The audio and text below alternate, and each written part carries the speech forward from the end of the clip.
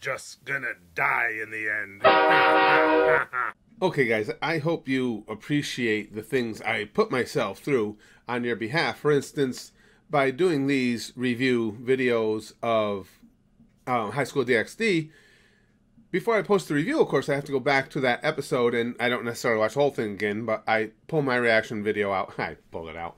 I pull my reaction video out, and I scan through it again just to remind me of the basics of what went on in that episode, and that means I got to spend all that time looking at Rias's boobs again, and, you know, seeing all the dressing and undressing of Rias, and later on Akano, and but the things that fuck off, Train. You wouldn't make sacrifices like this for people. I'm just saying. I hope you guys appreciate all that sacrifice I make. Yeah, this shut up.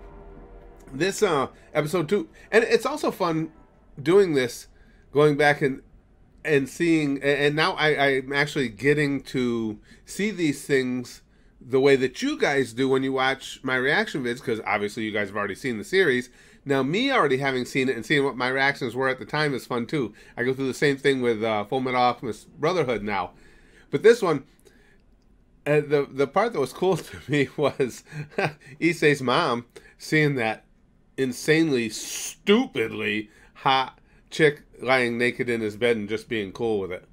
Mom of the millennia, as far as I'm concerned.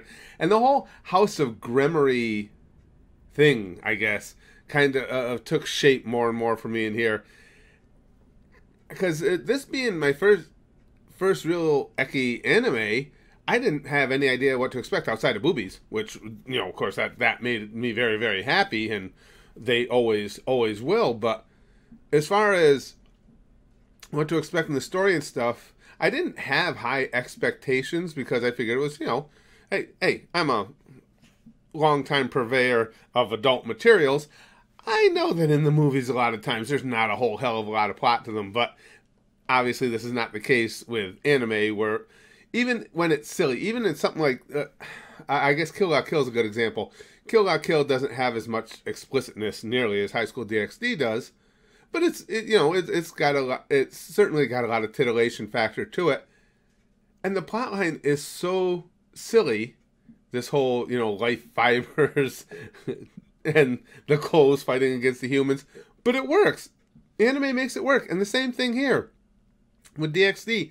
For me, it hasn't mattered how silly a plot line is. They're able to weave it in a way that actually works. I mean, I've seen a lot of silly storylines. I watched Keijo over at the Goosh as well. I mean, somehow anime makes it work, and what I like is, for the most part, in here and all of them, it's almost like you're in on the joke, that they're kind of making, in some instances, they're kind of making fun of their own silly premise. Does that hit you guys that way as well? But that's, the reason I bring that up is that's what I was starting on the adventure of learning through what, you know, in these early episodes of High School DxD. This is way before I realized how stunningly funny I thought this one's going to be. I love this series. It's one of my favorite anime. And not only because my number one waifu, Akano, is in here, but it's the characters, the writing, and the humor. The stuff between Issei and Kaneko is just hysterical. I mean, you've got these drop-dead gorgeous women in here, and as far as just character, we're not talking about waifu, because there's nothing to me sexual at all about Kaneko. But as far as female character, Kaneko's probably my favorite. That deadpan voice, and the way she's always calling him out on being a perv. This is fun for me rewatching, because it really started expanding my understanding of just how cool anime was. Let's go watch together and see real early. Immediately we get to see Rias topless, so this is obviously a great episode, number 2. Oh, and don't let me forget to add, it's gonna be a chore remembering this. The password for this video, when you go to click the link in there, is Goosh, Goosh, all lowercase.